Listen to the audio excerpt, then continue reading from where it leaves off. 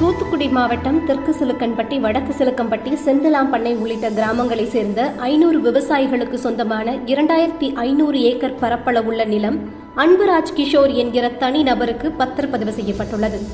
இதனை அறிந்த பாஜக மாநில துணைத் தலைவர் சசிகலா புஷ்பா தலைமையில் விவசாயிகளுடன் இணைந்து பாஜகவினரும் போராட்டத்தில் ஈடுபட்டுள்ளனர்.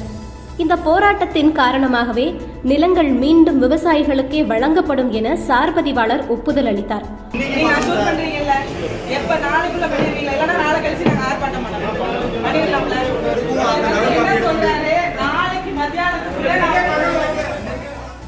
முறைகேடாக பதிவு செய்யப்பட்ட பத்திரம் ரத்து செய்யப்பட்டு அதை பதிவு செய்த சார்பதிவாளர் மோகன்தாஸ் பதவி நீக்கம் செய்யப்பட்டுள்ளார். மீண்டும் விவசாயிகளின் நிலம் அவர்களுக்கே சென்று சேர்ந்துள்ளது. தமிழகத்தில் எங்கு முறைகேடு நடந்தாலும் பாஜக மாநில தலைவர் அண்ணாமலை அனுமதியோடு பாதிக்கப்பட்ட மக்களுக்கு ஆதரவாக பாஜக தொடர்ந்து போராடும் என பாஜக மாநில துணைத் தலைவர் சசிகலா புஷ்பா கூறியிருந்தார்.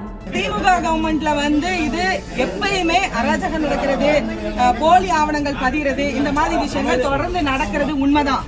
ஆனா பாரதிய ஜனதா கட்சி அதை பார்த்துட்டு இருக்க கூடாதுன்னு சொல்லி எங்க மாநில தலைவர் திரு அண்ணாமலை அவர்கள் உடனடியாக அந்த இடத்திற்கு சென்று மக்களுக்கு தீர்வு காண வேண்டும். பொதுமக்கள் ஒரு செய்தி தொலைக்காட்சியில் துறை அமைச்சர் மூர்த்தியிடம் இது குறித்து கேள்வி எழுப்பப்பட்ட போது இதை பற்றி அவருக்கு எந்த தகவலும் தெரியவில்லை. தவறு நடந்தது திமுக ஆட்சியில்தான். ஆனால் துறை அமைச்சரே இது குறித்து மழுப்பலாக பதில் கூறியிருப்பது வியக்கத்தக்கது. முக்கியமாக இப்போது நடப்பதற்கு வாய்ப்பே இருக்காது. டாக்குமெண்ட்ல 18 ஏப்ரல் 2022 இந்த குறிப்பிட்ட பெயர் மாற்றம் நகர்ந்திருக்கிறதா டாக்குமெண்ட்ல இருக்குங்க சார். அதனாலதான் இப்போ இது குறித்த புகாரை மக்கள் தெரிவிச்சிட்டு இருக்காங்க. சமீபத்துல நடந்திருக்கு 18 ஏப்ரல் 2022. இல்ல மேடம்.